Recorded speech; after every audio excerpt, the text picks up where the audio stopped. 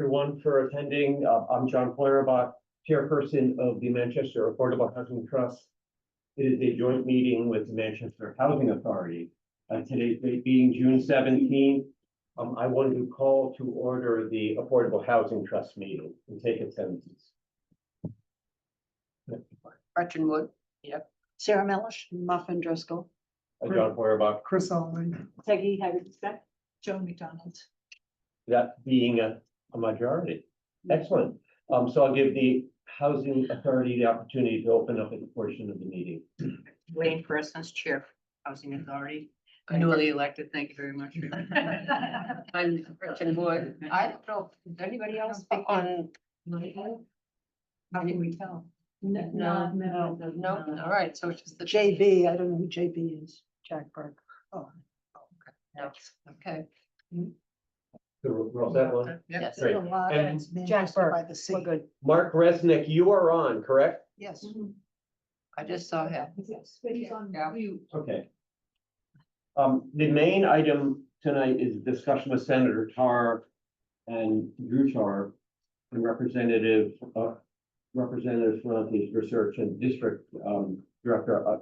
We want to share some of the things about what the Affordable Housing Trust is doing, and we're also going to look for hopefully some support at the state level. But the senator's not here right now, so we're going to go to an item, and when the senator arrives, we can pivot and go to that item. So how about is there item the approve the meeting minutes of May 27th, 2025? Folks have had a chance to read that. Yes, and I had emailed Gail just to change some wording around a little bit with one item that I had Okay. said, so and she had done it, so Okay. I'm good, I'm fine with the change. Do we have a motion to approve? I'll make that motion. I'll second. Any discussion? All approved? I, We need to. oh, yes. Do we do a roll call? You don't have to if, because We everyone's. have in the room. everybody here, okay. Oh, So okay. all in favor? All right, I'm abstaining because I wasn't at the meeting. I also was not here at that last meeting. Okay. So, So, I, And Gail, you're on, correct? Yes, I'm here. Thank you. Hello, Gail. She's the Manchester by the Sea. So we have approval, but Chris Olney abstained and Joe McDonald abstained. Got it. Okay. Great.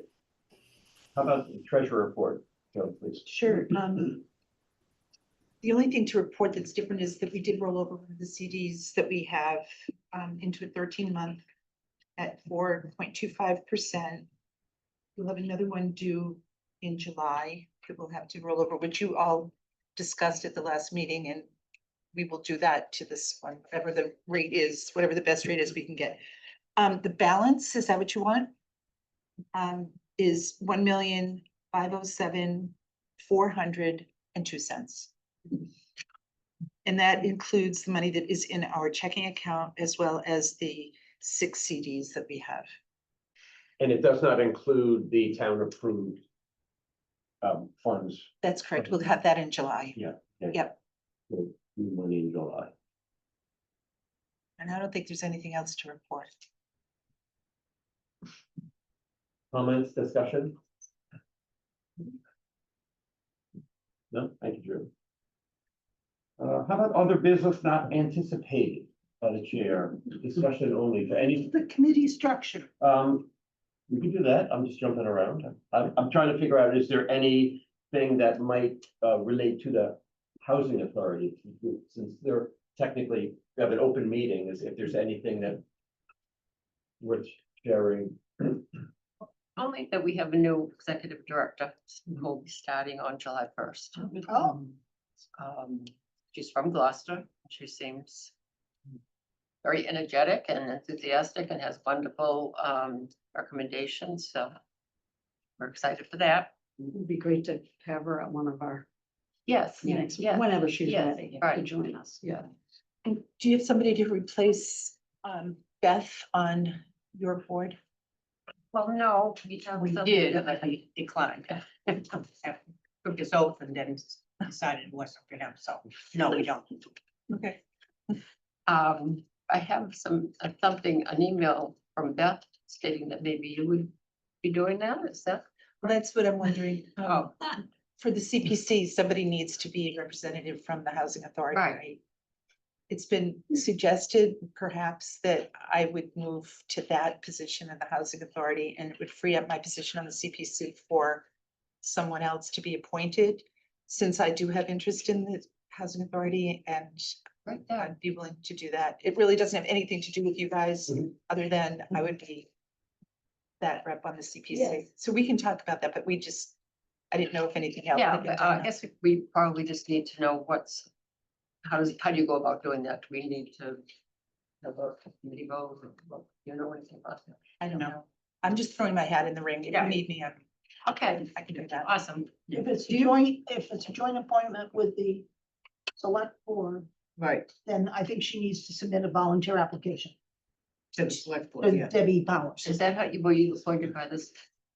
I thought you said it had to be joint. Wait a minute. Are you talking about being just the CPC rep? Like they're, From- like from the the housing authority designee? Yeah. Yeah. Yes, that's what I thought. Yeah, I You're don't. talking about Joining the. No. Seat. Oh, Right. I'm sorry. That- No, no, That's that's what I what I. got clear. I did not Okay. make that clear. That's all right. Okay, That's all right. We'll talk about how I guess Yes. that works for you. And then, okay, good, thank you. sorry. Any other? Please. Unanticipated. Okay, so MHT committee structure and members is the continuation of a discussion we've had, I think, in the last couple of meetings. We had some brief Yeah, we discussion. kind of skimmed through and then. And I think that I had originally suggested maybe we need to change it, but then Muffin gave us the existing paperwork Yeah. that says a representative from a committee or a designee, so that kind of accomplishes what I wanted. Each position says from the Yeah. board or a designee, Designee. so it does. Yeah. Cover the concern. Right, so I Um, don't think it's worth sending it back before town meeting to make a change, Okay. is kind of where I'm coming from. So Other to people may have a clarify, and different also to opinion. clarify for my, so I'm on the same page. The structure won't, being appointed or a representative of a committee of, board of selectmen, or select board, community preservation, MHA, FinCom, that will remain. But what we've determined through your research, thank you, is that, or. Well, it's a designee. Right, So, Yeah, so in Sarah's example, if there is not someone on the finance committee, sitting finance committee that's interested in being the representative to the Affordable Housing Yeah. Trust, then the finance committee can Fine. find someone and appoint them as the designee. Yeah. And have them report back And- to the finance. committee. Correct, okay. correct. So that kind of settled that Yeah. wonder. Right. The only other thing I put out there and wonder is, should we be looking to add, and it would have to be a change in the bylaw, to add a couple more community members, maybe appointed by the selectmen or add to the town moderator's appointment positions. If there's folks out in the community that have got some experience and could help bolster this current group, because we've been at it, quite a For a while. while.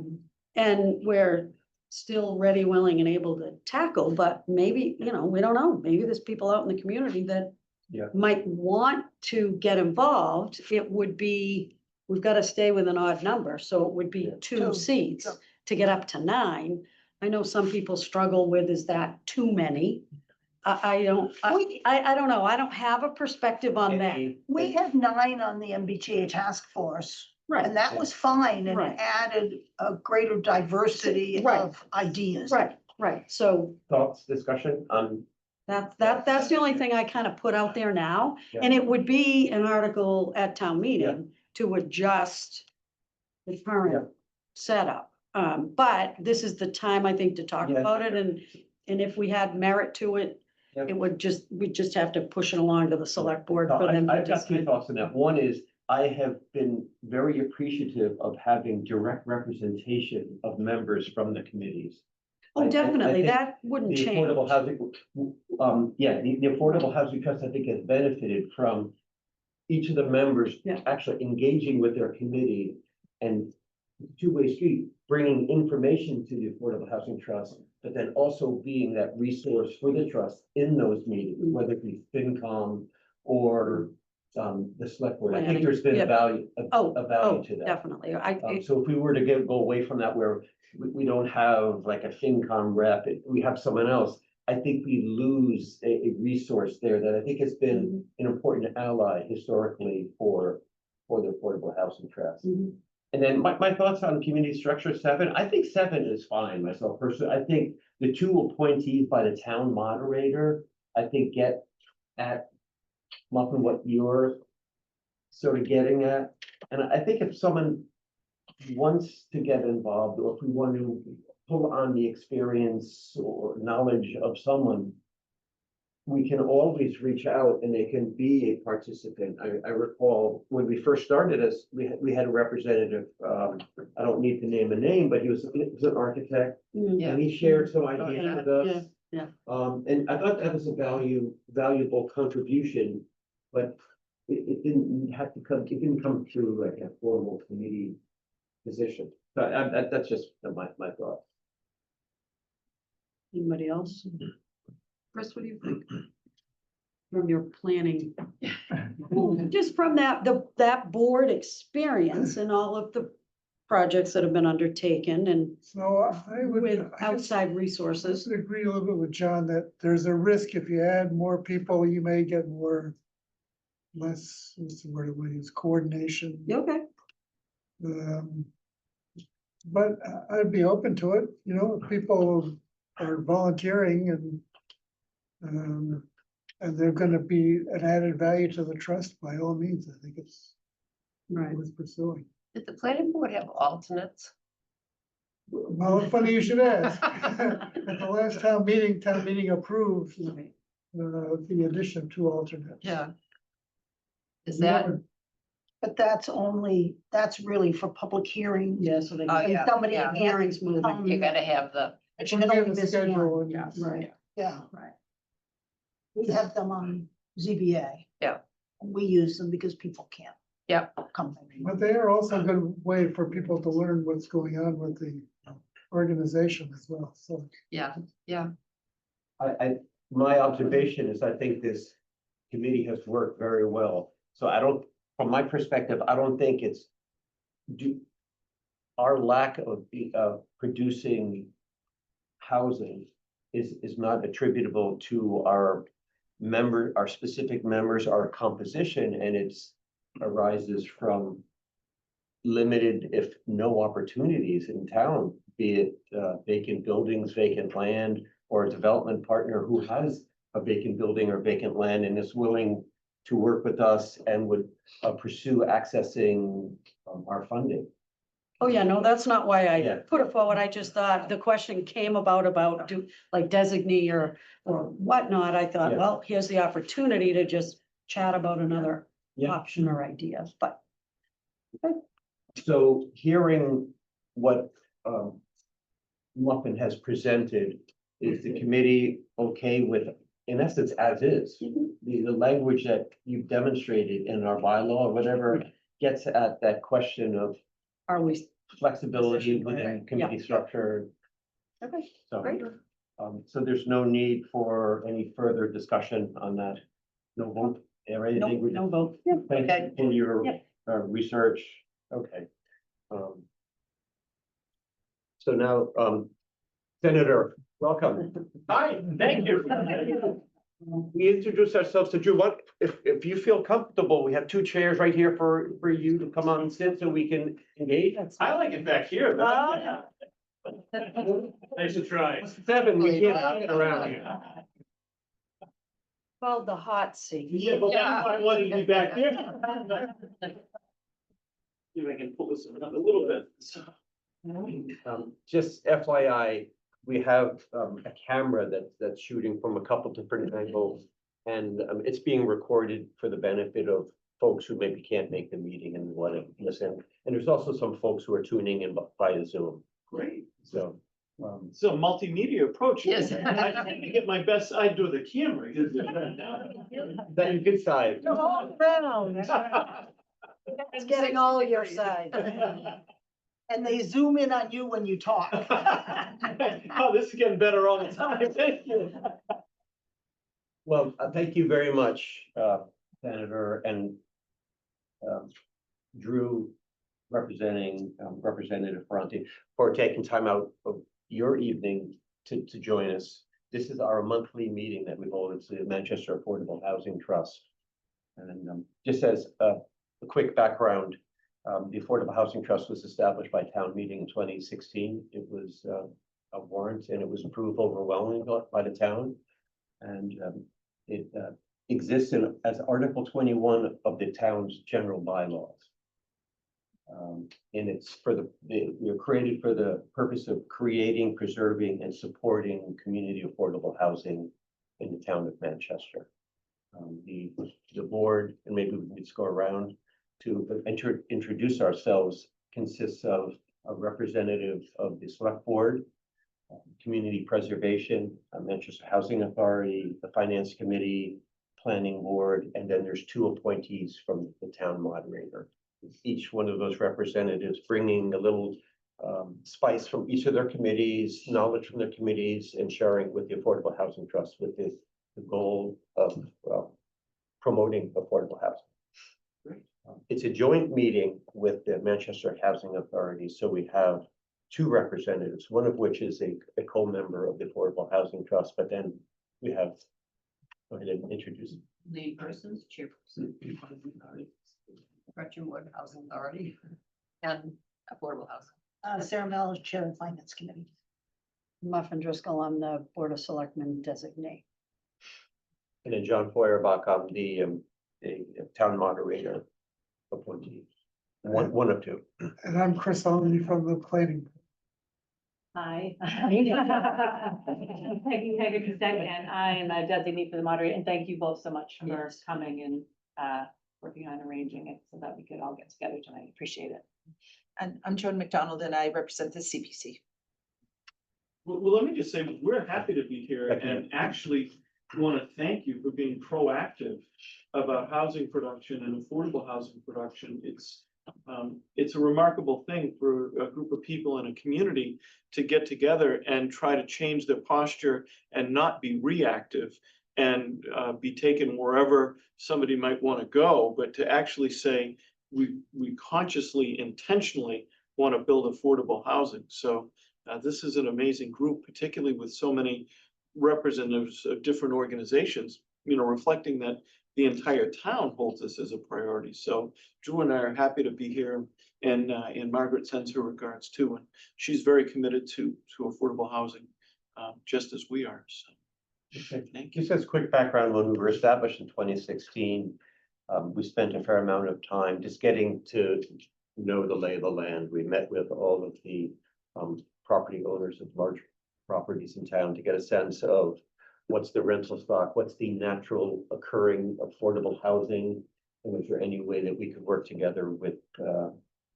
owners. We assess all available town land. We spent a fair amount of time in training. I forget what state agency that helped us, if it was but they devote themselves to affordable housing trusts. So we spent a fair amount of time with a representative, just getting to know the ins and outs of the Affordable Housing Trust.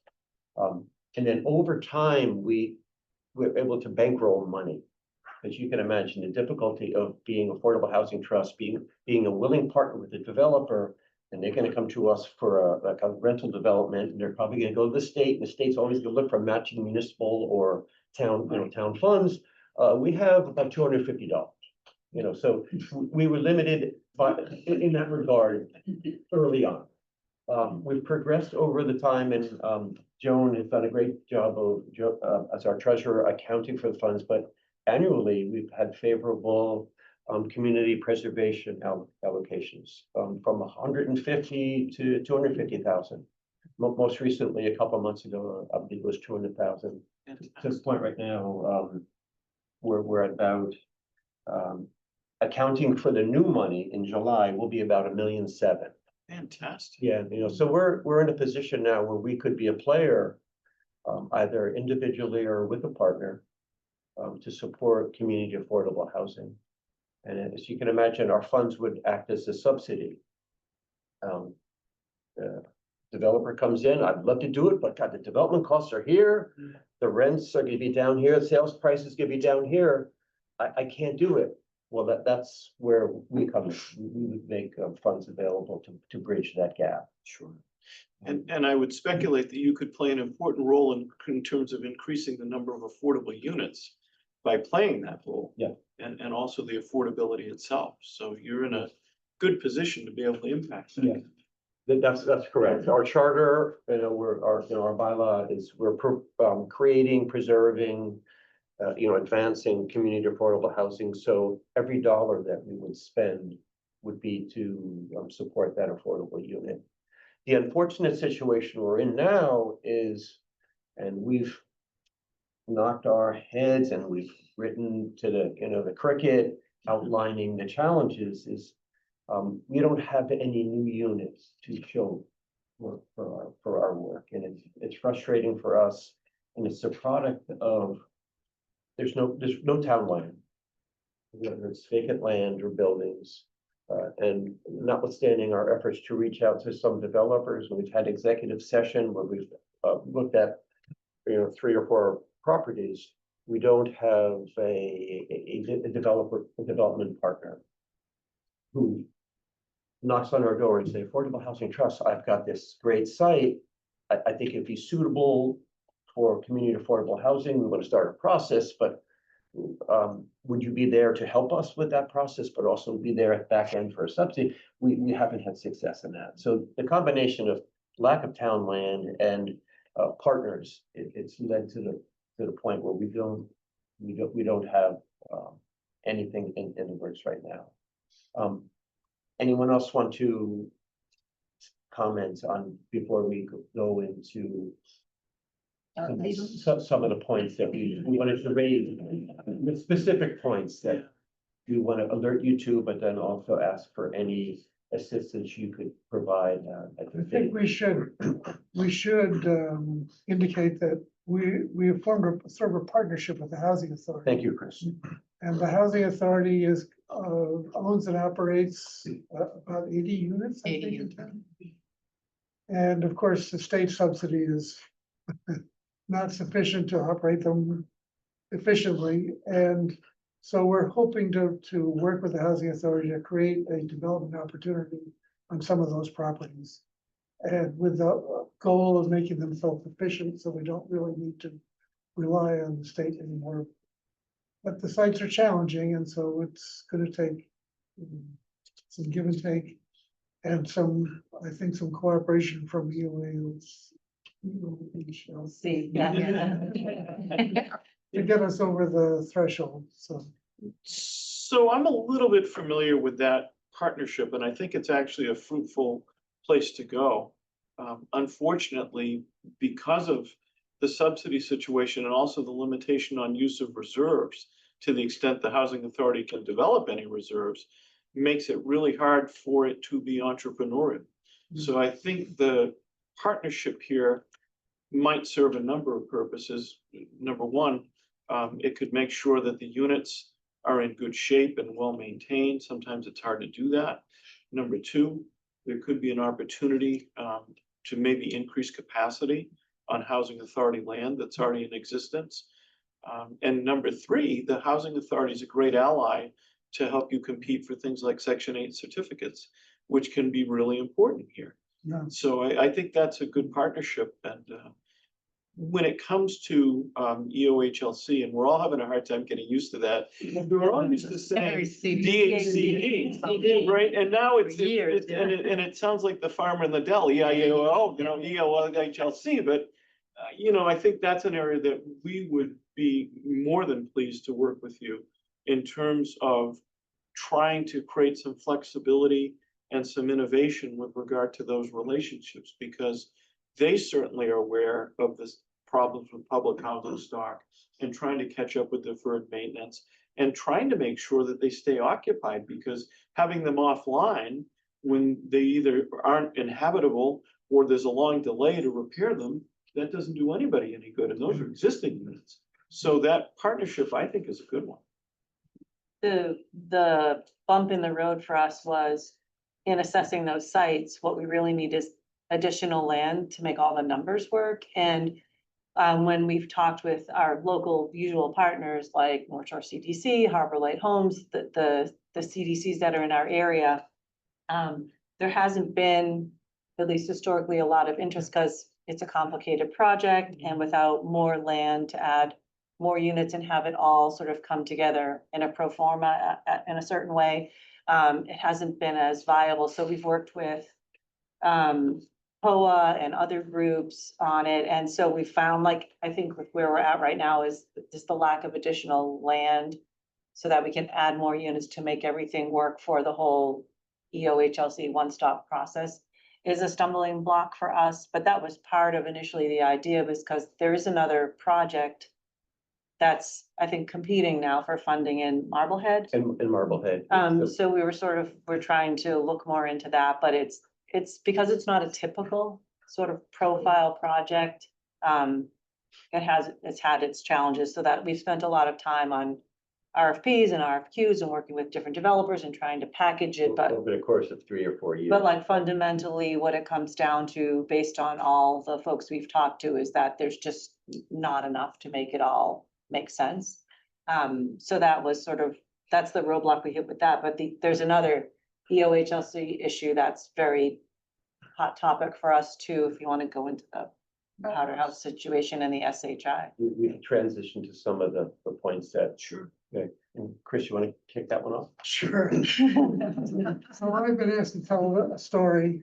And I'm not gonna dwell on specific dates or actors, but I'm gonna sort of tell the story of Powder House Apartments, which is an older apartment complex located near the downtown, 29 units. And it was naturally affordable. The rents were quite low because the units are small and the property was quite old.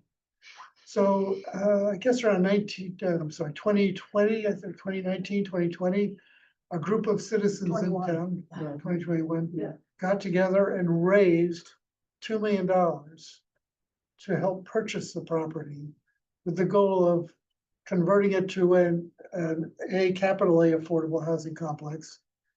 And they teamed up with the North Shore CDC, which became the owner.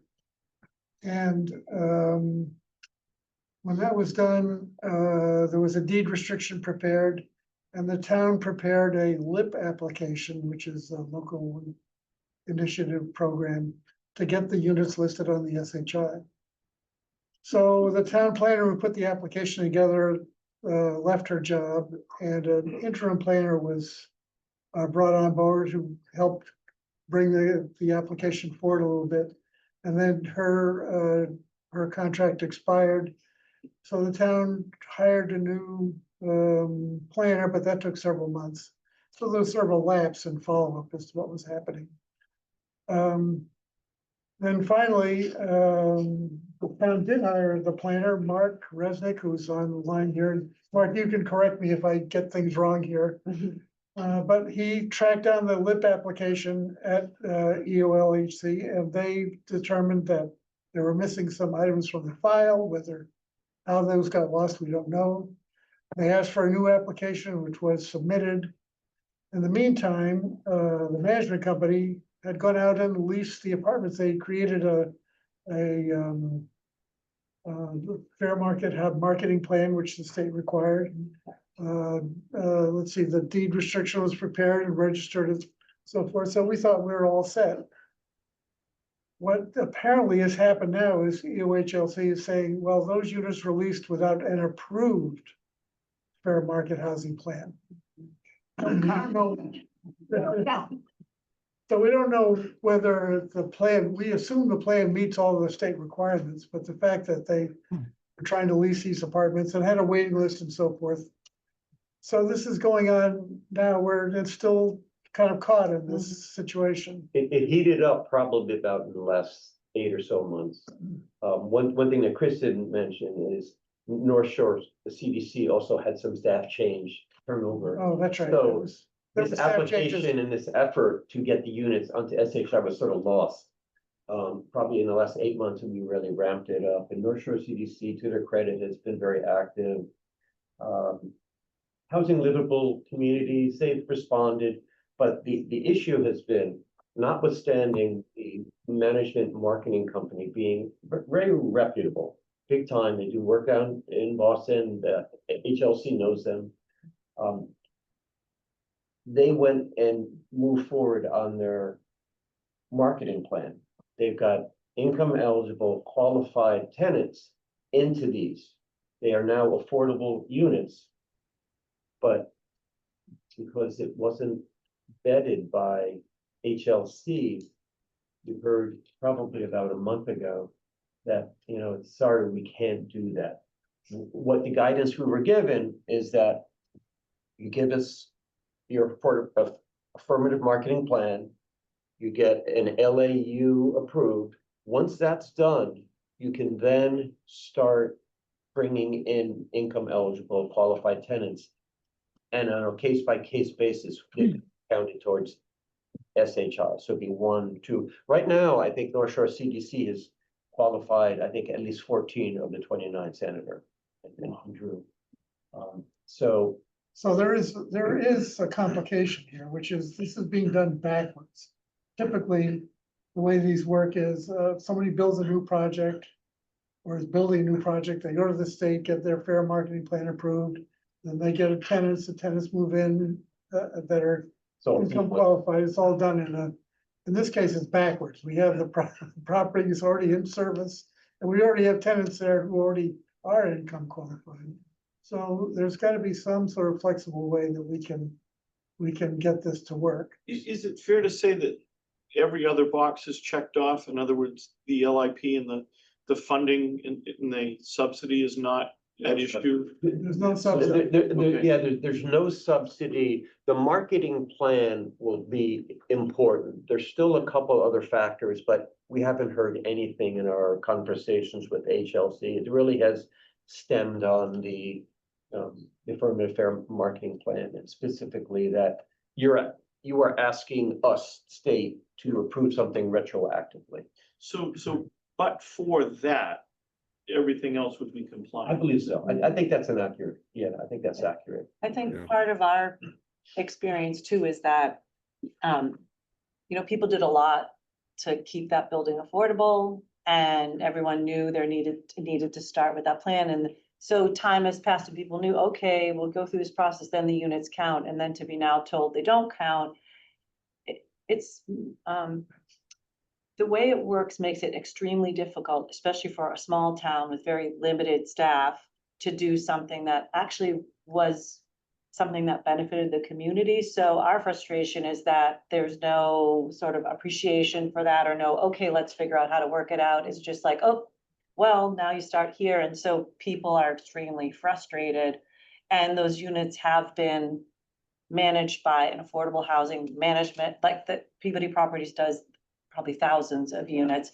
And so it was all done properly. And then again, there were also changes in HLC with staff. So it's all been this, kind of perfect storm of turnover and confusion, because the way that it wasn't like, it was a town citizen-led effort.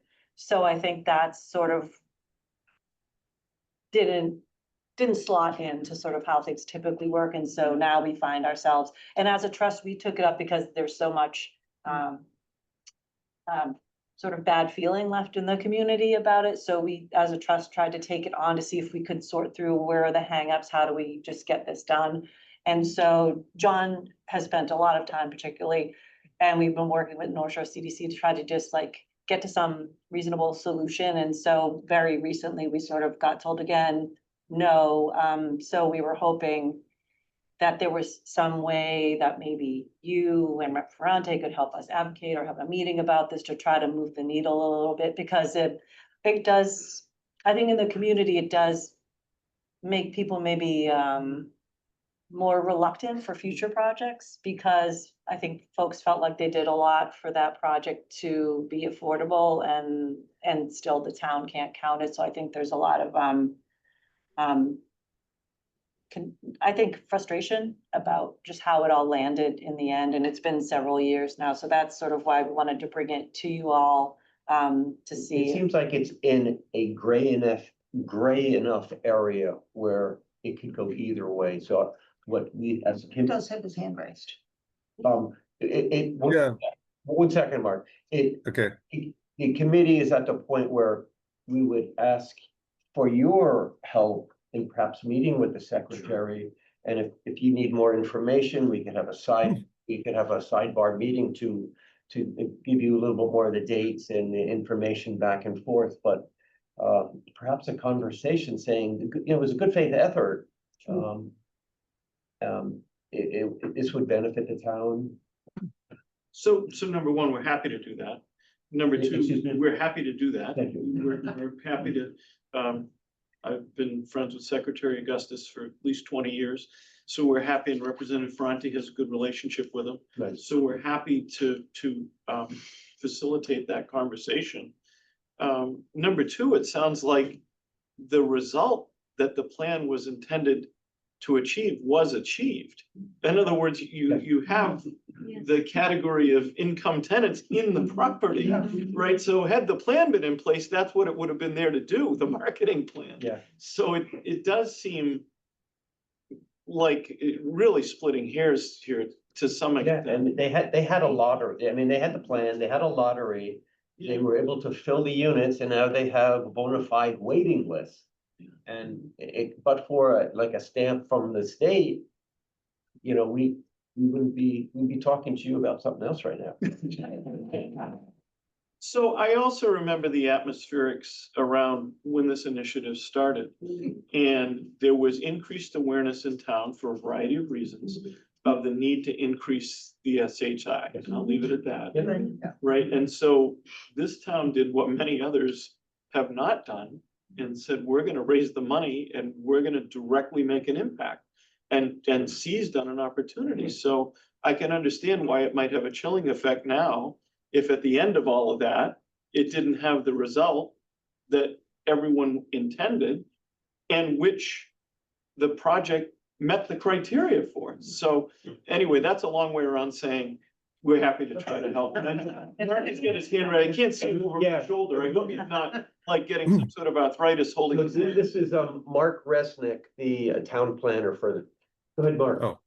Oh. Yeah, I just wanted to clarify the LIP application that was put in with all the proper advertising and all the information that they needed. However, it appears because the fair marketing plan wasn't submitted and some other information was never looked at by, it was the EOHLC for a couple of years. And the thing that's missing here was the fact that they never held a lottery in order to create the waiting list. And so that's they're saying now, that we have to start again and they have to hold a lottery. So it was EOHLC who never probably reviewed the application because it wasn't complete, and could have pointed out a couple of years ago that a lottery was necessary. Also, the management company and the North Shore CDC, who is an affordable housing organization, both of them also should have known about the issue of a lottery was necessary. So it seems it kind of slipped through the cracks. It never happened. And so now they're saying that's what you need to do in order and create a new list, and then you can start from that list. Mark, I disagree a little bit about that. I Really? saw it advertised in the Gloucester Times in 2021. There was advertising about affordable units. I think the Did that issue type is of the advertising. lottery is a component of the marketing plan.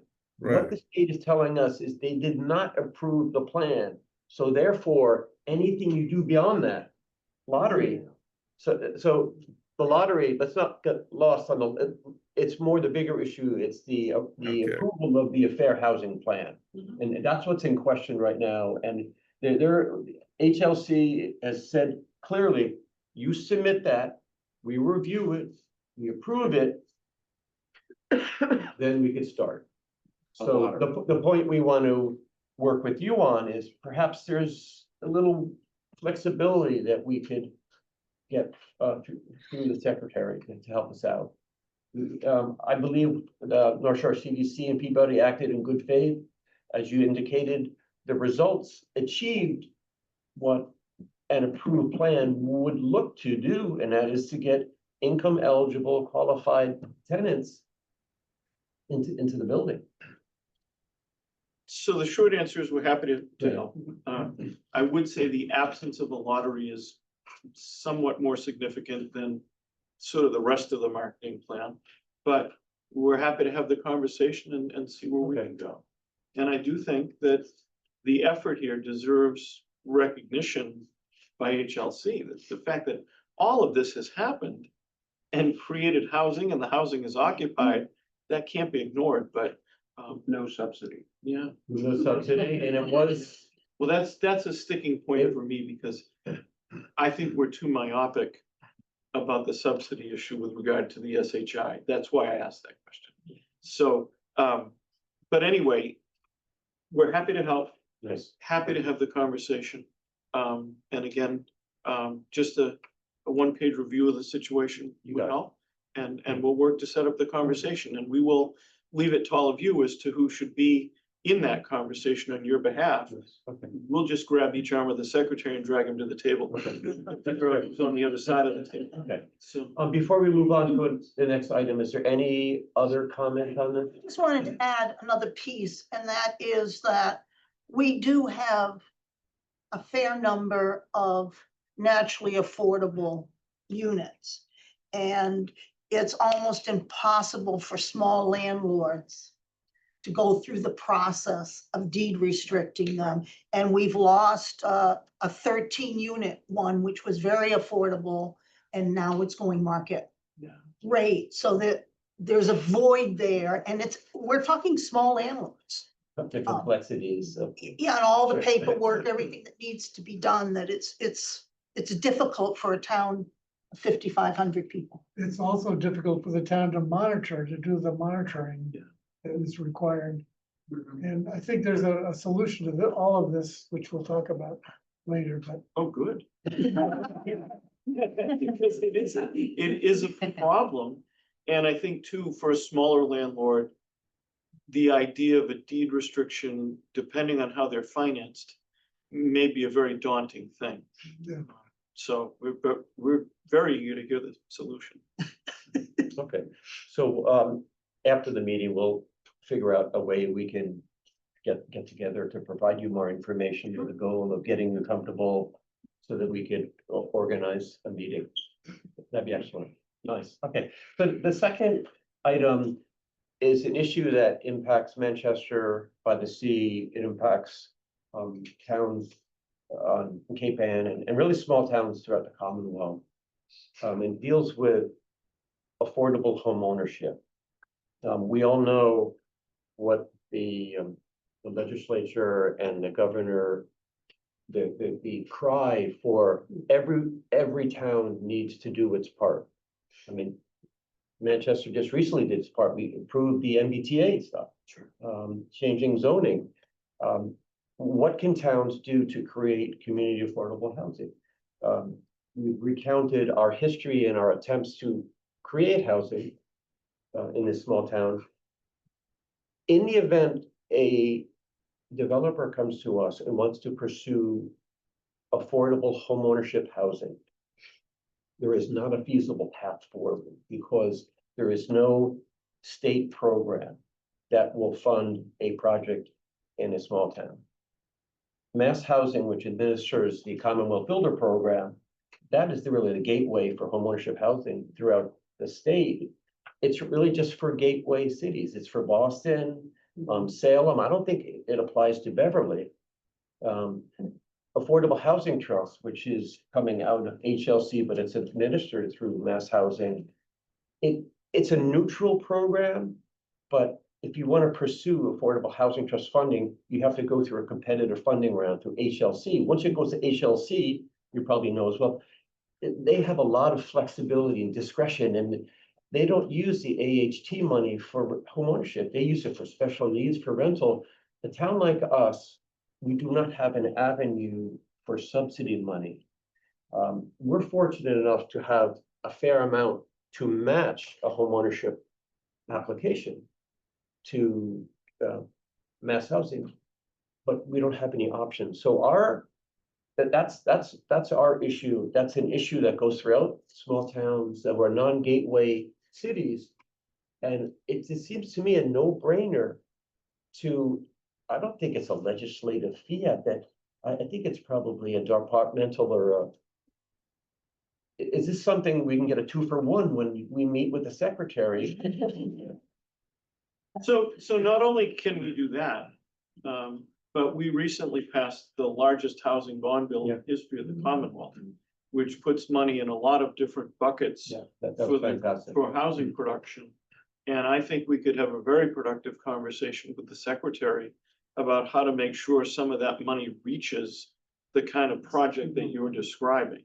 And there is, in my humble opinion, there is a bias toward rental versus home ownership, and that's even reflected in the 40B regulations. But we would be happy to have that conversation. I mean, usually the way this goes on our end is somebody has a project, and then we bring DHCD, now we HLC to the table, and we piece together a funding package, and we've had success on a number of fronts. But as a standardized matter, as a structural matter, we'd be happy to discuss that because we have put a lot of money on the table, whether it be for, the Mass Housing Partnership or, any of those organizations. And we're happy to talk about that. There are also other things like the low-income housing tax credit, which is a saleable credit, which you revenue to get financed. So That's what makes the rental possible. Yeah. The big project, Yeah. definitely, yeah. So we're happy to talk about it. I'm happy to Is acknowledge. it simplistic or to just almost frame it like, could we just make a change and take out the language gateway city? So a developer goes into the website and doesn't see that, and it's an invitation to do the work that I think we all acknowledge is needed throughout the Commonwealth. Difficulty is that's gonna take more than whiteout.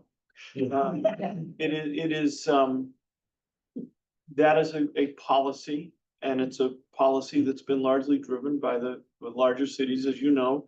The issue with the gateway city is the size of the population is one of the defining elements. We, for years, have been advocating, for instance, for Gloucester to be a gateway city because it has all the other attributes, but it doesn't have sufficient population. And so to us, the distinction at times seems rather arbitrary, but we'd be happy to talk about how do we make sure that there's a pipeline for homeownership money. But I would tell you, if the scenario you described were to happen tomorrow, we would call HLC and put everyone around the table to try to make sure that that funding wasn't lost. But talking about it more in the abstract, we're happy to talk about how we could affect changes. Yeah. But it is hard when we talk about gateway city status. So there may be other ways to characterize it, but one thing that's certainly true right now, particularly with regard to the MBTA zoning situation, is that small communities all across the region are now being asked in a way that they haven't before to at least be hospitable to housing production. And so that's going to bring this more sharply into focus because communities are thinking about that in a more intense way. Yeah, no, it's tough to ask the small communities, and in some cases, almost like push or mandate. And then you have a small community trying to respond, but there's not something there to support, because it can't happen without the subsidy. Understood. Any other comments on that from here?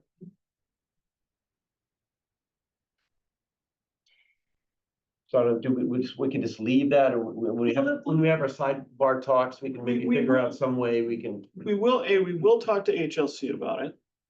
B, if all of you or a subcommittee of all of you wanted to look at everything and brainstorm with us how to make structural changes, we're receptive to that.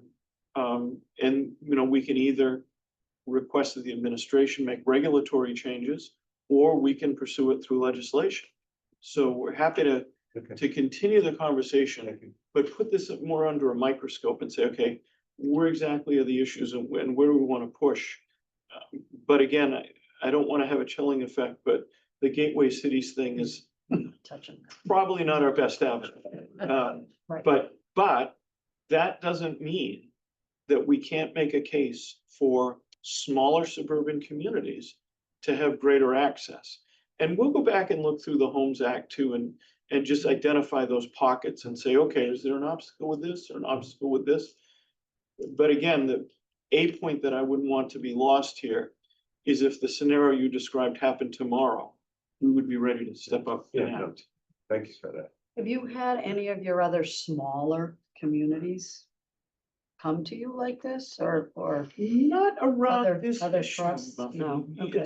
It's more when it happens, a proposal pops up Yeah. and we more rally around that particular proposal as opposed to doing something in an anticipatory way. But happy to think about it because this is an issue that's going to continue. Yeah. And if we can start the revolution here, Well, it's like the voice of the small communities Sure. needs to find that opening yeah, and find the space to be able to talk about. Yeah. It's that so much of this housing law is one size fits all, and this is a group that's sitting here saying, that's not true. Yeah. Well, I think there's not politics, true. there's a big political thing going on, which is, I guess, pretty obvious. The big cities Yeah, have the more political clout than we do, so. Yeah. The question is, can we band together somehow and right. make maybe a regional effort to. absolutely. And that is exactly part of the political dynamic. And the larger, more urbanized communities feel like they have been doing more than their share for a very long time. And so they feel like it's now time for They're paid. suburbia to step up to the plate. But the difficulty is because they've been doing it so long, and because they've done it through their lens, they don't necessarily see the challenges Mm. in the suburban communities. And so trying to build that understanding is an important goal here. Because, for instance, oftentimes the more urbanized communities don't really grasp Title V and get what it means to have decentralized septic treatment. Sure. Right?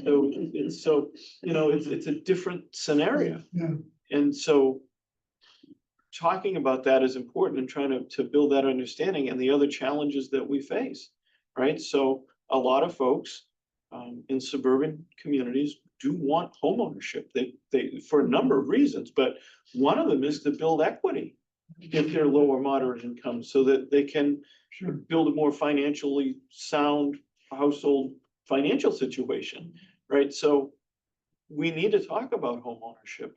I think we often think about rental, and there's nothing wrong with it, but I think we oftentimes think about rental units as the fast way to address the problem, Yeah. and home ownership is a little bit the slower way, right? But they're both important. And so having this conversation and making sure that as we are funding, as I said, historic amounts of money, making sure that we're creating tools that have utility for suburban communities is really important. So one of the big issues, I think, is a structural issue, which is a city like Salem has got a planning department with trained staff and, time on their hands to put grant applications together. We have one town planner, and the housing authority has got a half-time director and a full-time maintenance guy, and they're just busy trying to manage their property. So they're not gonna be able to put a grant application together. So we need the technical and This almost sounds like a segue to a third point. It's almost like this was planned.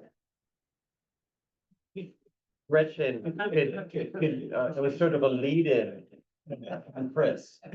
Yes, so I'm representing the Housing Authority. A few things, what was just mentioned, the fact that we have, 3 separate housing authorities in 3 separate sites with one executive director who works 24 hours, is paid for 24 hours a week. I know she works way works more way than more that than on her that. own time. And an assistant who works 17 hours a week. We have a maintenance man, one maintenance man for all of these, 40 hours a week. There is money for a 15-hour-a-week assistant, but we haven't been able to fill it because the pay isn't wonderful. We have I think she something, just hired someone for that. oh, 15. good, okay, I take that back. See, we're already making progress. 15 hours doesn't, you don't get to do very much. and Yeah. You don't get paid, and you don't have benefits, so it's hard to Yeah. find somebody to. Yeah, so that, one of the problems is and I know you're probably familiar with this, the state list that you may have heard about. Yeah. It is so time consuming.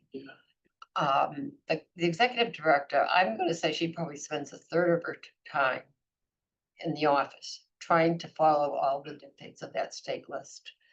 And huge amounts of mailings having to be done, costing us all money. It's so cumbersome. It doesn't apply to, again, it's the big versus the little. We're a little housing authority. These things that the state demands are way out of line with what can be provided with what they're willing to pay for. It's just, anything you can do. I know it's ingrained, but. Well, no, so I actually would say this, and I don't mean to interrupt, but Yeah, that's right. so Champs came about as a way to try to make it easier and centralize the application Right. process, right?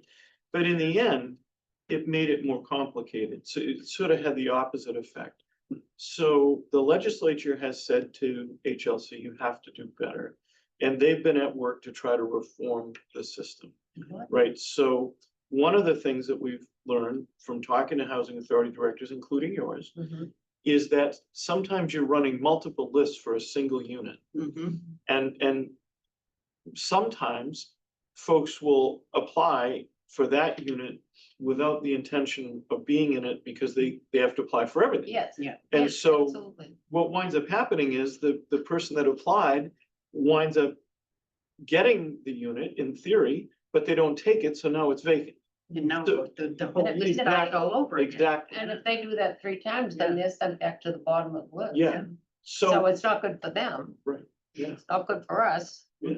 So there is, I'm pleased to tell you that there is work underway to simplify and reform the system and make it more practical, particularly with regard to regionality and not having someone from Western Massachusetts have to Yes, apply for something yes. in Eastern Massachusetts. Absolutely.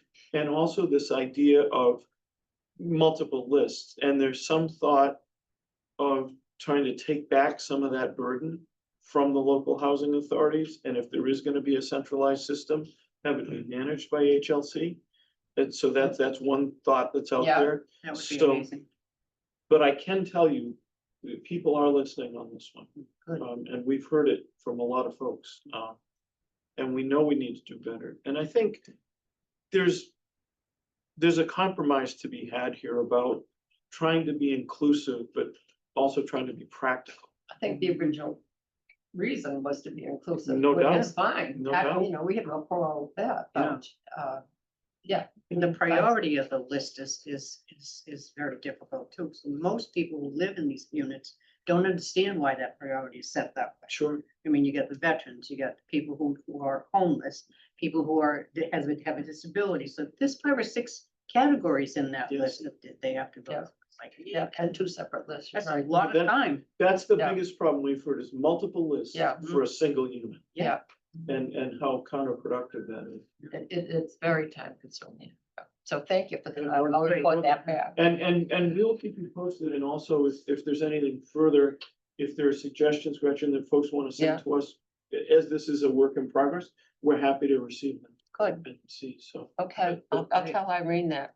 Please. What I've heard is that the units are old and the state support received, it doesn't really get to the point of meeting maintenance, so it almost sounds like it's a long delayed maintenance issue.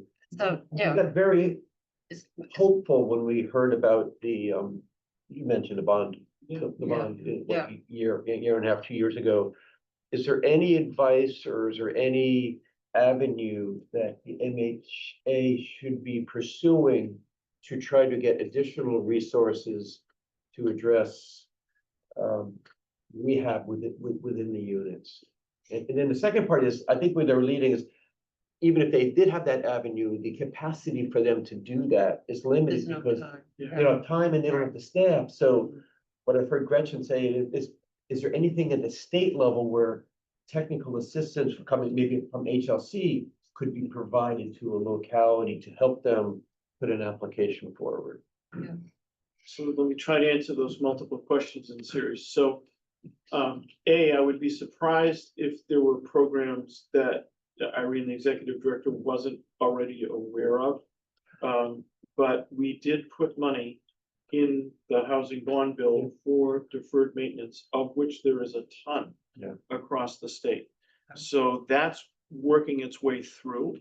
And if there's an issue accessing that, we're happy to talk more about troubleshooting that. Right. But that was our intent, was to get at, the roofs, the windows. We've heard an awful lot about the older generation of split units that were installed, heat pumps, that have had problems. Yes, yes. Oh, Gosh, yeah. that's it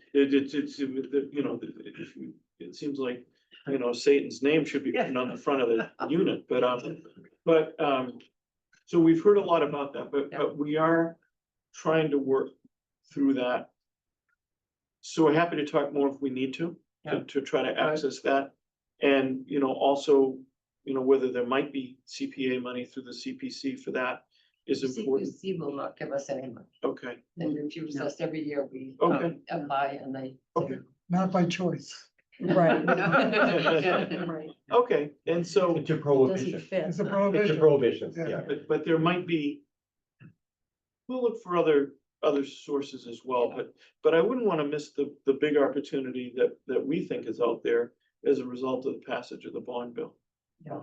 So happy to talk more about that. And I think you weren't here when I announced that we have a new executive director starting July 1st, so I really won't be there anymore. Oh, Sadly. He's retiring. Yes. For the second time. You retired once. She's been amazing, and I will say though, if there's anywhere there's money to be had, she knows. that's why I'm Yeah, thinking. she's really She good. does. I would be Good. She's surprised if, wonderful. we could pull up the carpet and say, oh, did you know about this? I know, she knows.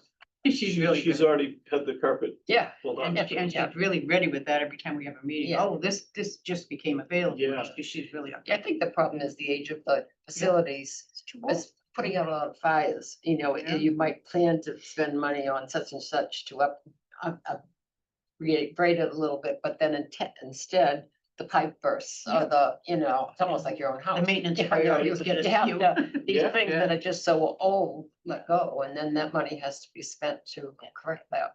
So can I give an example of the kind of thing where you might be able to help? So these properties are L's for seniors. They're, but the second floors are all walk-ups.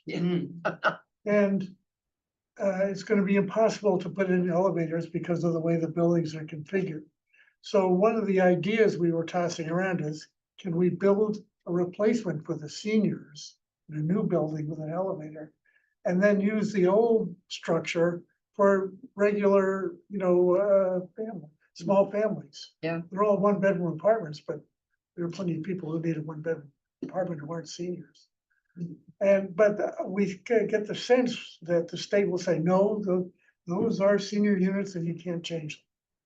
I think we can have that conversation, because in the end, it nets us more capacity, Of course, right? yeah. Yeah. And it's like a one-for-one replacement too. It's not like we're taking away, Right, yeah. Yeah, And adding Yeah. accessibility. that's what we've been following. That's part of the plan we were talking about earlier, identifying affordable housing trusts, working with housing authority on the Plains, Newport Park and Loading Place, the three MHA sites, to try to get new construction, new buildings.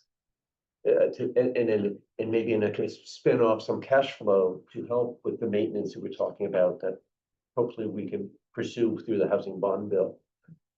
and I also wonder whether there might be a partnership with a developer there too. Yeah. We Undoubtedly, tried. yeah. Yeah. We'll have one more attempt at a request for proposal. We've issued two so far. Okay. And we've got good guidance from a consultant in the last 8 or 9 months, like ways to improve language in the RFP. We've got a little bit better direction on the available land and what would be a buildable area that I think might be more attractive to a developer. And not be as prescriptive that you gotta hit all 3 sites. Maybe you would just want to do one. Well, let's bring them on rather than, I'm sorry, you can't do it because it has to be all 3. And I'm guessing from the conversation that was going on when I came in, that there isn't that much opportunity for adjacent land on any of the 3. It's tough. Yeah. We have a lot of wetlands. Yeah. Well, that was the other question that came up too about state land. It's and I think the segueing into governor our- also our had fourth recently point. talked about It's almost like this was planned. It's just that's where we got hung up on this project, you know, and I know that the governor even recently was talking about releasing state land, but I think as far as we can estimate, we don't know that there's really much in our community. And so trying to figure out, is that even an option? Because if we had some piece of land somewhere where we could add more units and make it all balance out to get a developer on board, that would be ideal. And then we could help with the existing senior units that the housing authority oversees, as well as add units. So I don't know if you have any secret information about mystery state land that someone else has. Actually, Peggy, it's the opposite of secret. So, Public information about state land. so the governor had issued an executive order directing DCAM and others to do a search. And I think Drew actually has the list. I have this is the housing bond bill, but there were just a couple interesting notes on that. There's $30 million authorized for state surplus property disposition. So that's something we can certainly look into. And there were some public land disposition reforms included in that bill. So we can take a look at that in adjacent with looking for, see if the land is available. But the list is public and we took a look at it and we didn't see anything right up front in Manchester. I will tell you from time to time, the issue of the DOT highway facility comes up. That's But- That too. Well, find it every day. No, but it, It's the one on Pine Street. yeah, yeah, You see, yeah. But outbound. on the there's right. been a lot of reluctance over the years to relinquish that because it would be hard to build another one or put it in another place, but that's the one that most often comes up Yeah. in these kind of conversations. So, There's some rest area along 128 that. Yeah, Yeah. It used to be, where was Well, it? used to be, yeah, between Pine and School. Yeah. Oh, Yeah. So it's in your, Not like at the end of Old Essex Road. Yeah. right? okay. Yeah. is it your sense then that the Pine Street one, it would be difficult to? Leverage. it would be, but again, it might be. If we could identify another area where that could go. Yeah. That might not be suitable for housing, but would be suitable for The a function? DOT facility. Then that's certainly a possibility. That old rest area So, yeah, I'm curious about that. between Pine End and of Old School. Essex Road, it's between Pine and School, Yeah. yeah. Huh. Another thought, Yeah. It's in Hartford. Yeah. On 50 years ago. on it was- 128. On 128, There was a lot that went on. in You know there. what might help with that?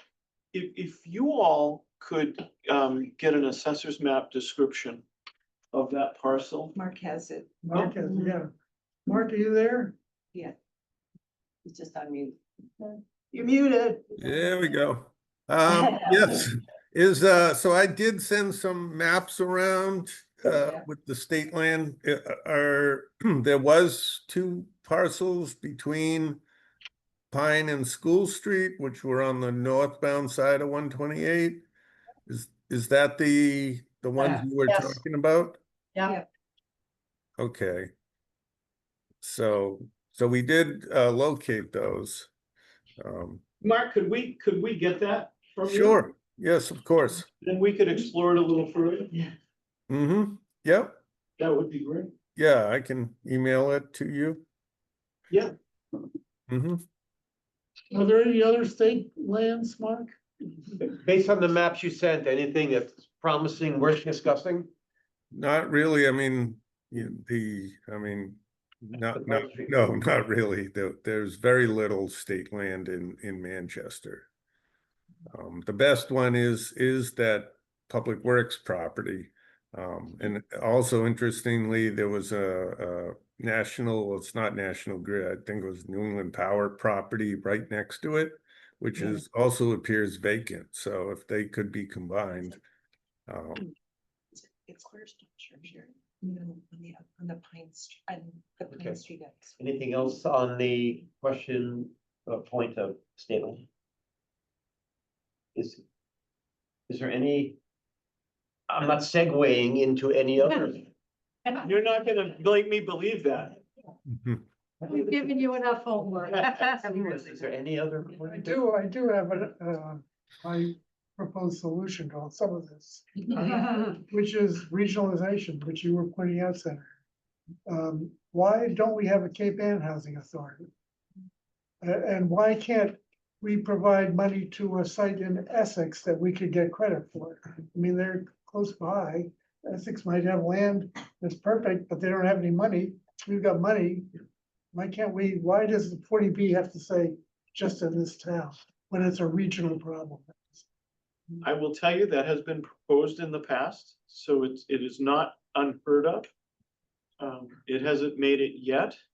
What were some of the roadblocks to it making any progress? I think that the feeling generally was that it's hard for a sound agreement for one community to control what's happening in another, number one. Number two, I think there's a moralistic kind of flavor to it about, well, you shouldn't be able to just get out of this by paying someone. Yeah. But, and the answer to that is, well, if you don't have the land, how do you build the housing? Unless you want to, put it on floats and put it in the harbor. I mean, where do you put it? They're not making any more land. So, but again, as this conversation progresses, people are willing to think about new dimensions to it, and that may be one. And last week, I heard some scuttlebutt about that idea with Manchester and a neighboring community. So, and I am gonna leave you in suspense on that one, but I think that it is not a concept that's unheard of. And I think as we're pressed harder and harder to create housing in every part of the state, there will be a willingness to look at those kind of things in a way that there has not been before. I mean, part of the issue is that, this is New England and everybody thinks provincially about this is a community. It must solve its own problems. And a great example of how we're starting to think past that is with the issue of water, where we have a regional task force that's making great strides, and Manchester has contributed significantly to it, about how we can have regional water solutions. So as we think about that, then this might be a nice analog. That's interesting. Well, I know, for example, the Essex Housing Authority is contracted with Gloucester to manage their properties. And I guess Marblehead with Salem. Salem. They're addressing their stock of housing, and they're creating some new units similar to the plan we're trying to get off the ground. They've designated a developer. Yeah. I think there may be opportunities for that. I think one of the issues that we can try to help with is that if you're trying to be innovative and pioneering, it's hard to do it with a small planning department and very few municipal resources. But I think we can work on helping to bring some help to bear on that. And one conversation, if it hasn't happened yet, that I would encourage is with MAPC.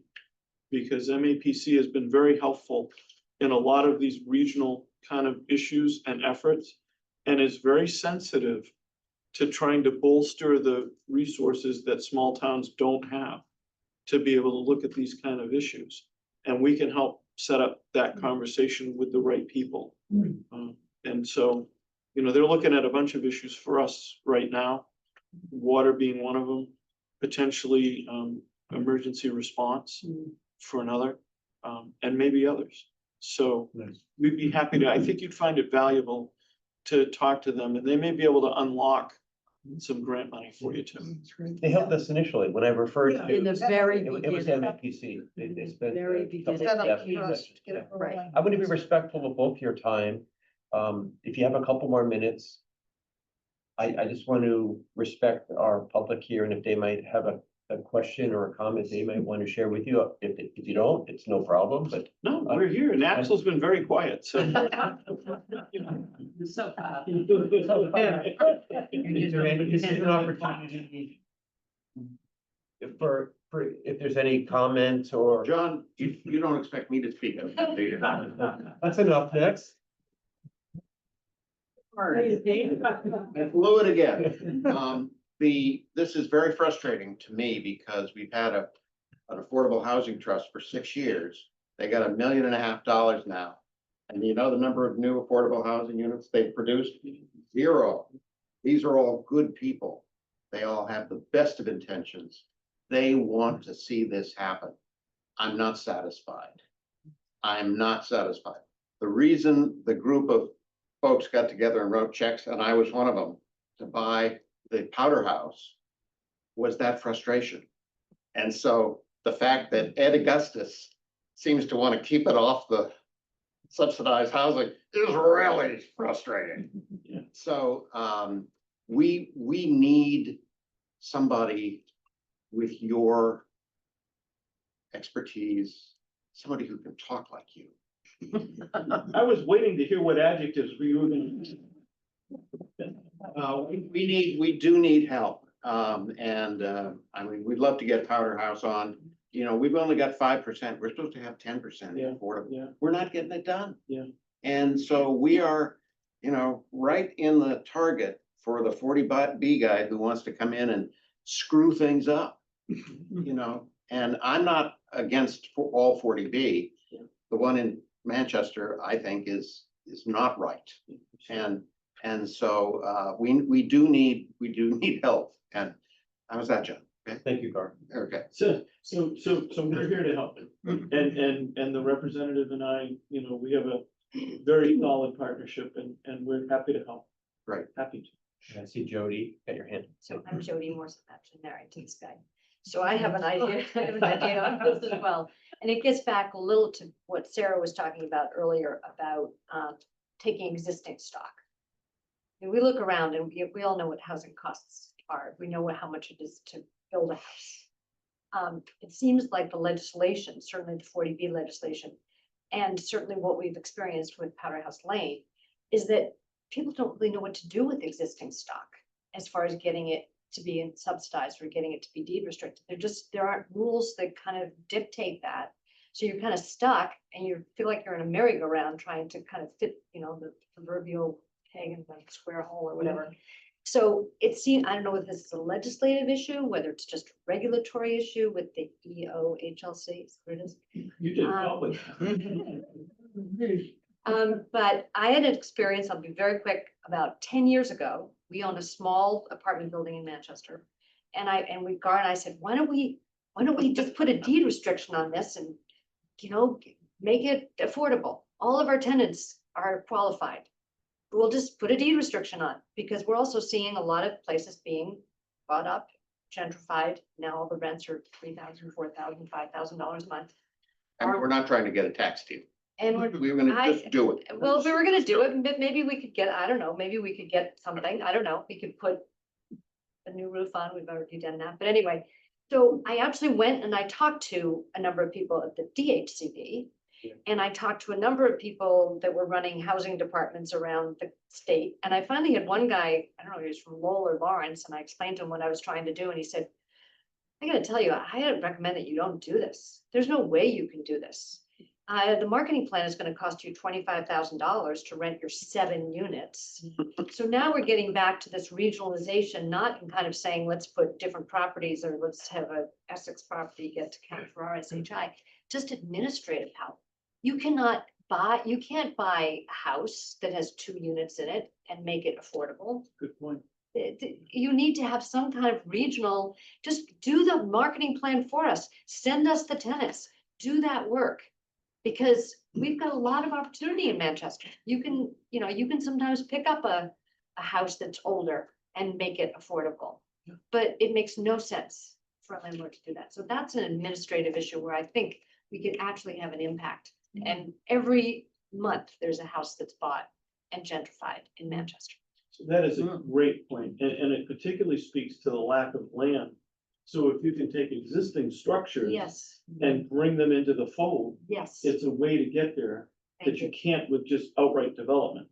So that is a great point. Yeah, And we're because gonna- there are a lot of people that are wealthy enough to buy any property in Manchester and be able to build a fabulous house on it. Yeah. So don't have them buy a little house, make it twice as big on the lot, which everybody doesn't like in the village anyway, because it ruins the village.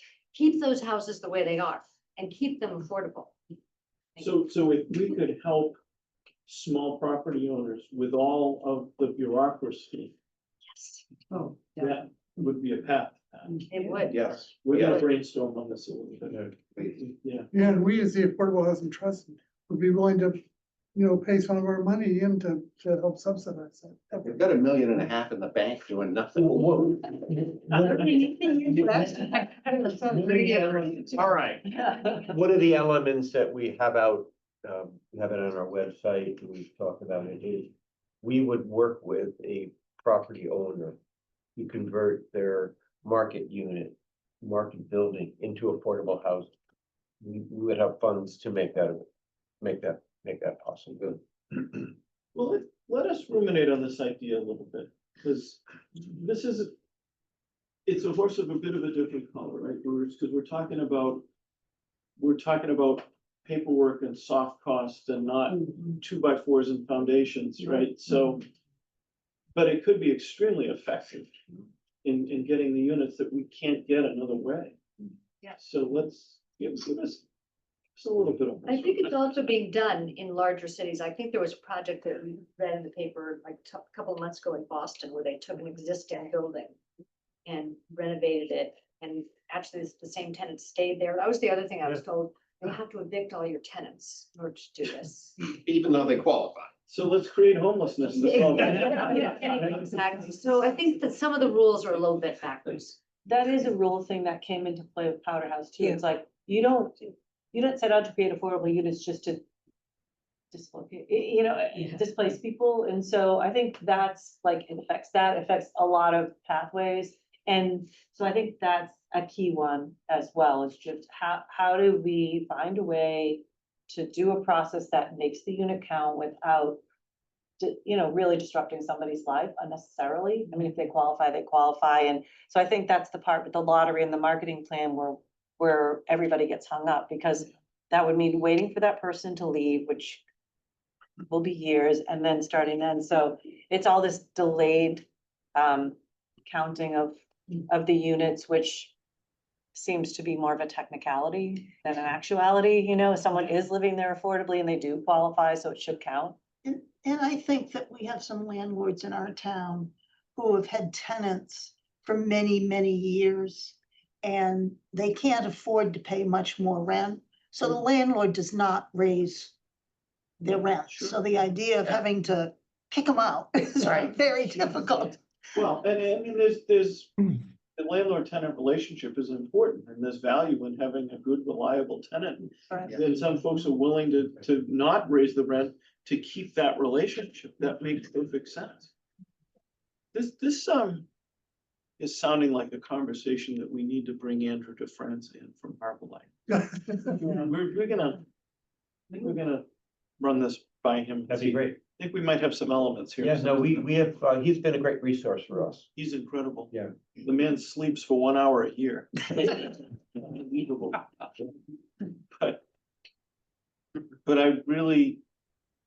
I think this idea has a lot of potential. North Shore CDC has been a good partner. Mark's- I think, Mark, do you have your hand up? Yeah, well, Yeah, I we- just, we've discussed this before a couple times that if there was some sort of grant program that could help supplement we're a town that has some funds, but we can't do a small project even all by ourselves, and that we need some grant assistance. And the problem is, small towns like us, we're not going to create enough units to really qualify for any of the current grant programs. And I'm sure there are tons of small towns that are in the same predicament, where they could raise some funds through CPC and other sources to assist in the acquisition and renovation of housing, existing housing, for affordable units, but they don't have the technical resources, or the state grant programs really aren't set up for small towns. So, you know, perhaps that is something that could also be looked at. Well, everything's run through housing livable communities, their funding round, which you have to be a nuclear scientist. It really is arduous.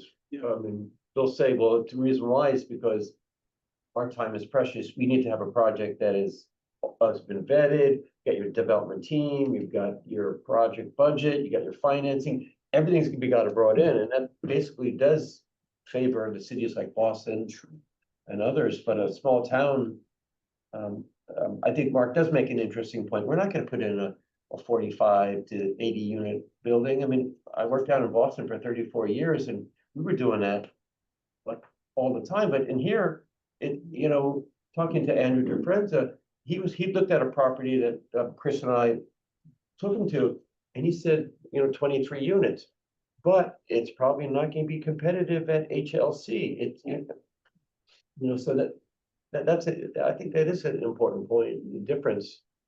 And the other thing, when I tell Gar, when he complains all the time about not doing anything.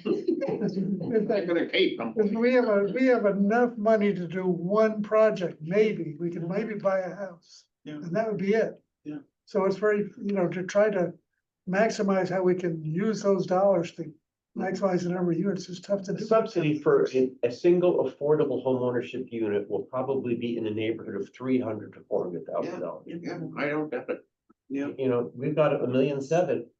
We've been trying to hold that in hopes of the MHA plan, the Affordable Housing Trust Plan, attracting a developer, creating new units, and we would have a very attractive matching funds that a developer could take to the state to pursue a tax credit finance deal. Hopefully that will. Yep. I'm not giving up hope on that, but it's taken longer than I was thought. Let's hope that the next solicitation will be successful, but Yep. in the meanwhile, you've got some other irons in the fire here that are at a fairly concrete level. But we also have this idea of trying to supercharge a buying existing unit program and converting them and making it cost effective to do it. Yeah. So that you're not spending all outdoors to be able to create an affordable unit. Yeah. So that's something that really is worth some more energy, so. Well, I'm gonna take the liberty to close this portion, unless there's any other item you would like to discuss with us. The only thing I wanted to hear is how Gar feels about the progress that's been made. Because that didn't quite come through, right? But other than that, we want to say thank you, because again, this is an important issue to us. And we want to work with you, and we really appreciate the conversation, and we really appreciate the investment of yourselves that all of you are making in this. It really speaks volumes about the town, so we appreciate it. Thank you. So we'll reach out at sidebar in the same manner we did to arrange the meeting, to create like a follow-up I know on the Powder House, getting you the information that you had requested in hopes that maybe we can work together to meet with the secretary. Absolutely. That'd be great. Thank you very much. Well, thank you all. Thank you. Appreciate it. Yeah, nice to see you. Nice to see you. I haven't seen you in forever. I know, well, I'm winding down. I don't believe that. Question will always be here. You still have. Yeah, we have a vote. This letter, yes. Yes. Keypad. Yeah. Right. Have a good night, you guys. I'll follow up by email. Can't imagine what we're gonna talk about.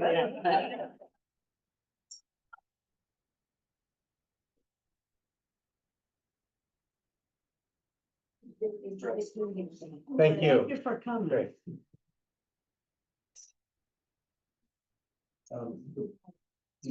Before we close the meeting, is there any comment, observation that you want to share based on what we've heard? Strike while the iron's hot with Bruce and Yeah.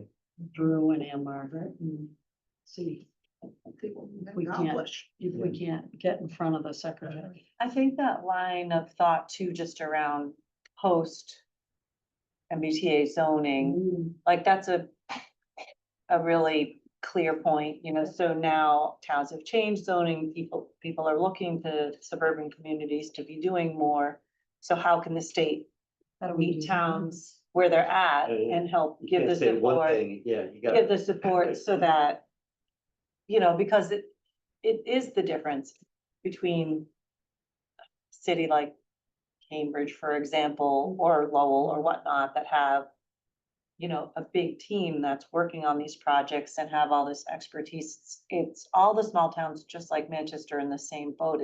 There's not enough capacity to be competitive, and the size projects that we're doing won't be as competitive because there's a whole laundry list of priorities within, say, that one-stop process. And if you don't check all the boxes, I mean, you wait quite a long time. So we could even get a project together and go in for it and spend many cycles before we get any funding The rules support. will have changed. Right, I mean, that's the challenge but I think particularly, you know, when you're further afield of Boston, like, we just don't have the same supports, we don't have the same transportation, we don't have all the things that they want to see in a project sometimes, so it's really challenging to find like the right site with all the things that that is doable, but also make you competitive for the funding.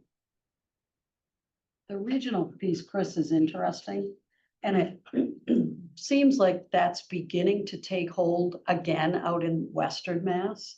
A lot of those smaller communities are doing a lot of regional partnerships. It, for some reason, this side of the state is struggling with the regional concept for anything. I don't want Gloucester taking our water, for God's sake. We don't want anybody taking No, over. but on the smaller, but you know what I mean, like on on a smaller scale, it's, On that one, their regionalization, I heard, my takeaway was use MAPC. yeah, to as a try to help resource. us So, I think it's a good start. encourage other Because small. we've used them quite a bit. yeah, Could Yeah, we they have maybe, like, while we're still meeting, do like a recap, so we have like a joint list of like the Yeah. follow-up items? I just, on Powder House, I jotted down, reach out to the senator and to Drew, get that information background on the Powder House, nothing fancy, like a one-page. Yeah, they asked for a one One page, pager, yeah. one page, Um, yeah.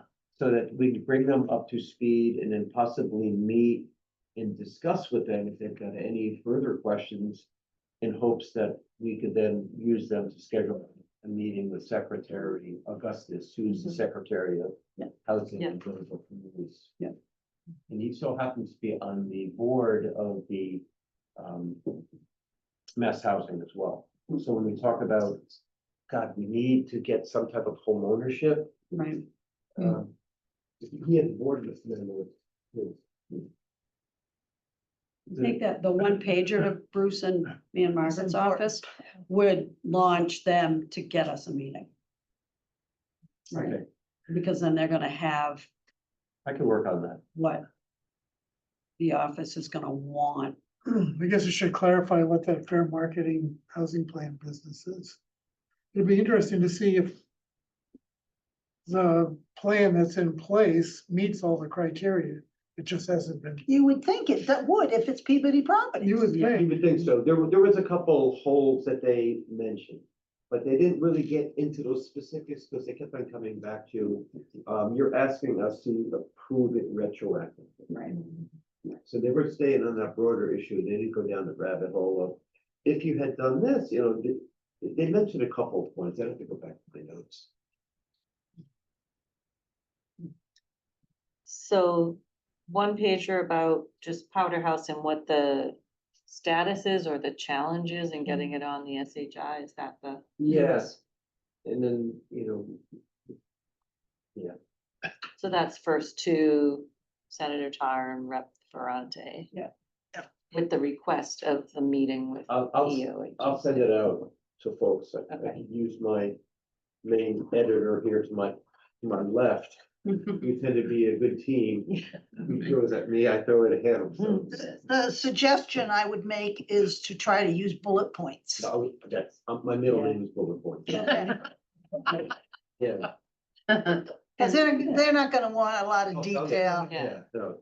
I will say, I'm encouraged to see that Bruce was really, Listen, Yeah. he was Yeah, really thinking. thinking Yeah. Yes. about it. Yeah. Not that he doesn't other times, but I know Yeah. he knows He's what I very- mean. Yeah. I, No, he's great. he definitely planted some seeds from the perspective of a small community, Mhm. which is, in my opinion, the piece that's missing on the state level. Mhm. The laws have been passed, the mandates are in place, but it's a one, they have laid it down as a one size fits all, and we're sitting here looking at our representatives saying, that's not true. Mhm. And it now becomes his and Ann-Margaret's role Yeah. to go back and As- start talking about that in the hallways. As reflected in that statewide list for the MHA. Well, Which makes zero sense. That's a head that, Every day, Yeah, it's hard that's to, So why isn't that part of the mandate? If there are other towns that have coupled together, we'll say, why isn't Manchester doing that with someone now? What do you mean coupled together? Like Salem and, Well, are you talking about for the housing authority? Yeah. Well, because that's what we just went through Yeah. with hiring someone. right. We had one person who wanted, that's management. but that's also a choice you guys could take up. My sense is We had two people apply, one was Yeah. management and one wasn't. yeah. But in questioning the one who was gonna be management, there was absolutely no advantage to us Yeah. to have that.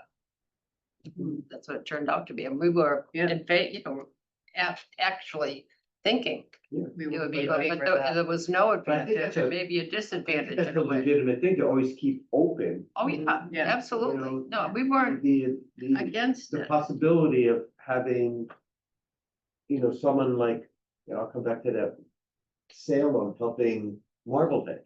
right, Have someone like a Salem come in and provide. if. Gloucester's done that multiple To times. They Manchester. did Rockport for a long Doesn't work time. with, then and I think Blackport got rid Grove- of them because they didn't like them, Essex doesn't like them, I think it's not working difficult. well. I think it's So- difficult for a smaller town to match up It is. with some yeah. of these larger It is, places yeah. because they Yeah. operate completely differently.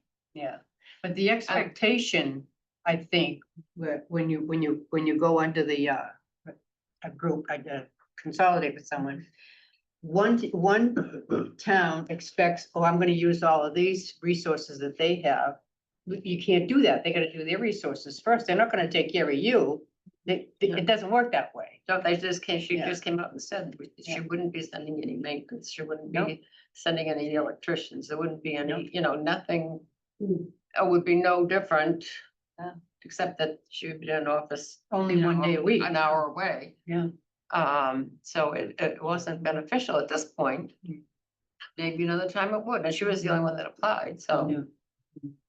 On the state funding, us not having access to state funds, I didn't get a sense that what I heard from him is basically, I need a project.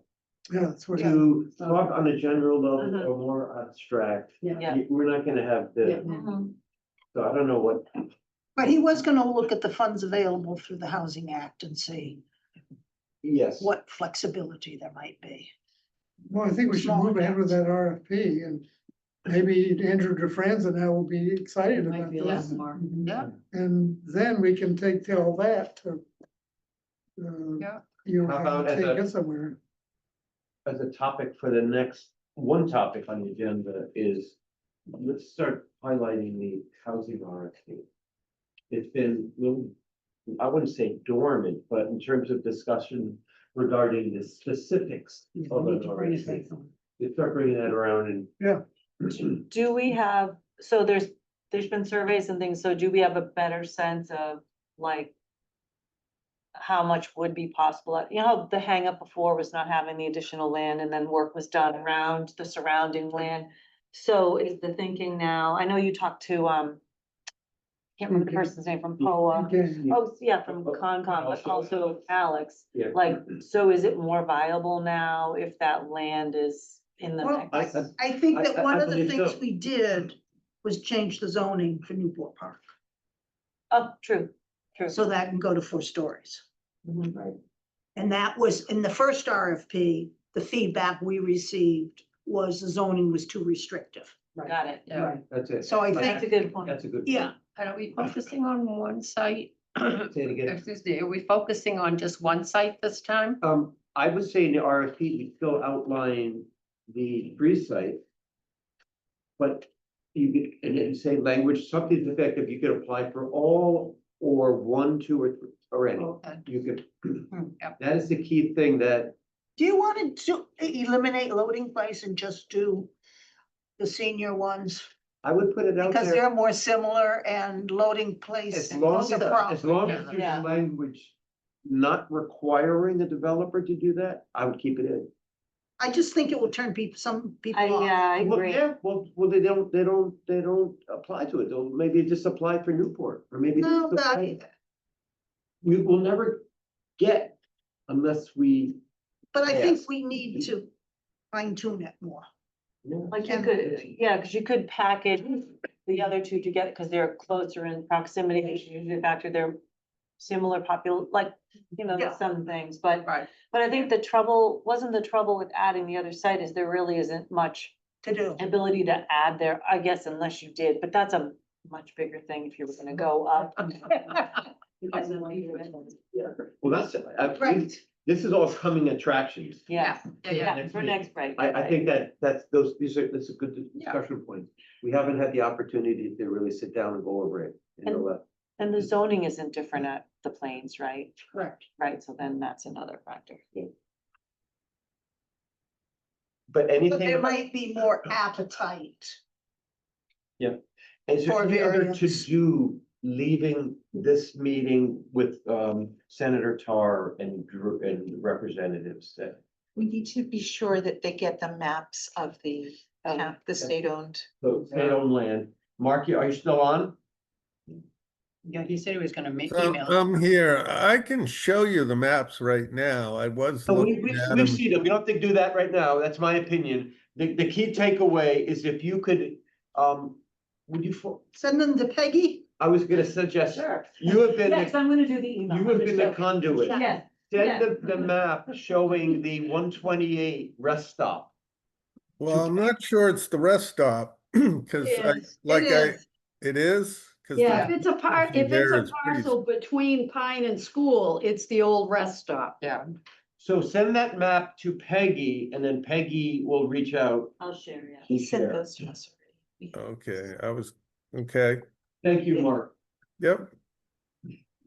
Anything else on items? So, trying to think.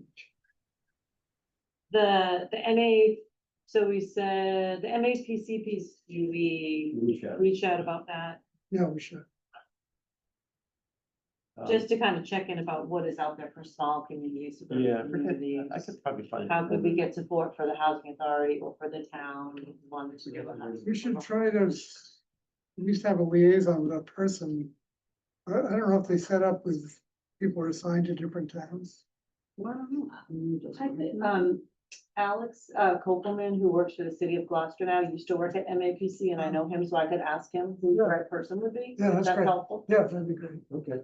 Yeah, Chris, I think I know who to talk to. I did speak with someone at MAPC a couple months ago. But we never kind of followed it up anymore, so if you want, I can kind of reach out to them. The other Sure. thing is, I also spoke to, I know, someone, who is a housing planner. Basically, she works with developers as well as cities and towns on affordable housing. I also spoke with her, and she'd be willing to attend a meeting to discuss kind of plans and projects and funding with you as well. So Oh, that's great. Okay. Awesome. I don't know. Let's make that happen. Okay, well, I'll coordinate with John about when the next meeting is and try and John's get. gonna be at the next meeting. That's why, I've used this word, this segue into. Yeah. the next item, which is- I want to make a couple things clear. My time as an official member ends at the end of this month. Yes.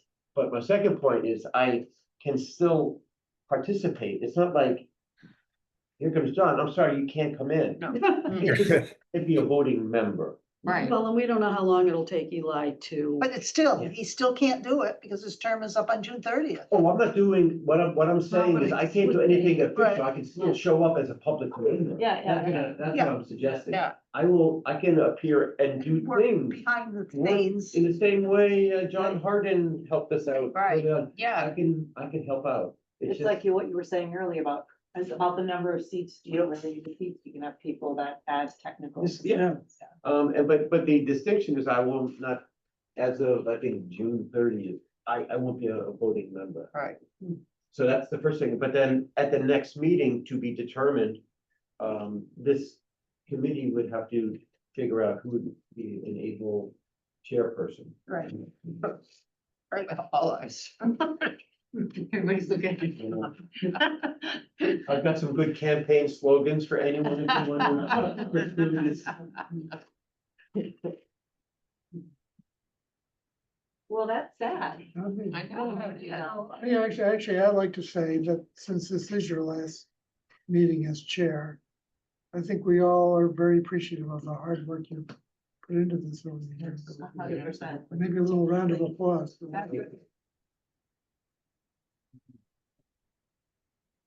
You certainly have spent an awful lot of time on it. Oh, yeah. Well, I recognize that everyone who's sitting around here is spending a lot of time on other stuff that's related to the town. And I felt like I had to provide my service. Where, Sarah, is there a committee that you're not involved in? Yes, culture council, maybe.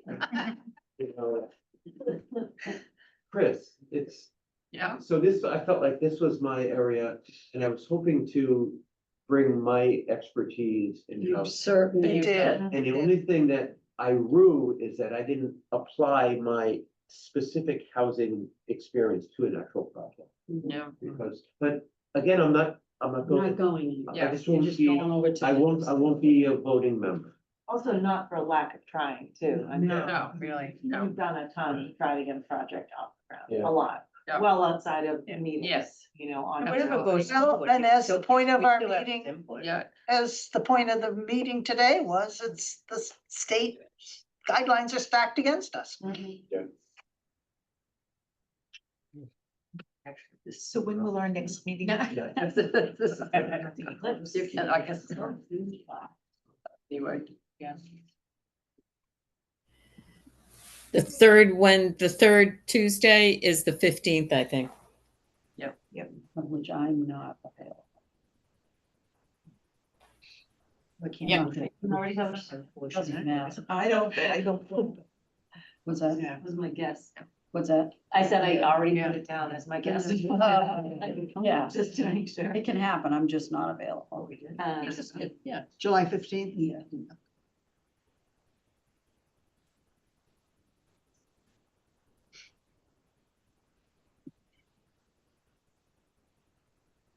You want to do the 22nd? Yeah, we could do it on a different. Yeah, we could have it on the 15th. It's okay for me. Well, since you're all just trying to get your next meeting going. Oh, Excuse myself. All right, I'll see you I'm tomorrow. still Thank you. chairperson, so I can comment. Do I hear a second on July 22nd? Second. I heard that the 15th might be a difficulty. Okay. So if, is, For one person. Yeah, but if the 22nd works for all people. Are you just trying to? Well, there's a really important concert in the park on the 22nd. And that's why I can't do the 15th. So, Because I have to represent at the park. so Tuesdays are bad in the summer. In the summer. Tuesdays are, I don't really care. I mean, I could do either, so. Would the committee want to shift one day to like a Wednesday, Wednesday? the third? you Let's- have, Because you've Let's got do the 22nd. We could do a Thursday. Thursday, the 24th. July, Or the 17th. 17th. or the 17th. on the 17th. Mm, I have no dot on the 17th, which means. it you must have be- no dot. No dot, it must be open. Well, get one in there, right now. Peggy, does the 17th work? If I. Oh, yeah, able you're to not come- gonna, No. I can't No. do the 17th. that would be unpleasant. Thank you. we can- Having done that. I haven't done it for. Let's do the 24th. I'm putting it in here now. Okay, 24th. I'm glad you did that, because I can make that date, whereas the 17th, Brenda, I will be a public, I'll be a resident, I will be in Wisconsin on the 17th. Wisconsin. Okay, done. Okay. July 24. Okay, at this time, I'm gonna give the Housing Authority opportunity to close its portion of the meeting. So we don't have a quorum. We don't even have a quorum, so. So then, do I have a motion to adjourn the Board of Public Trust? So moved. Second, Second. any discussion? All in favor? Excellent, great. Ron, thank you for everything. Yeah. Gail, thank you very much, Gail. All done. Thanks, Gail. You're welcome.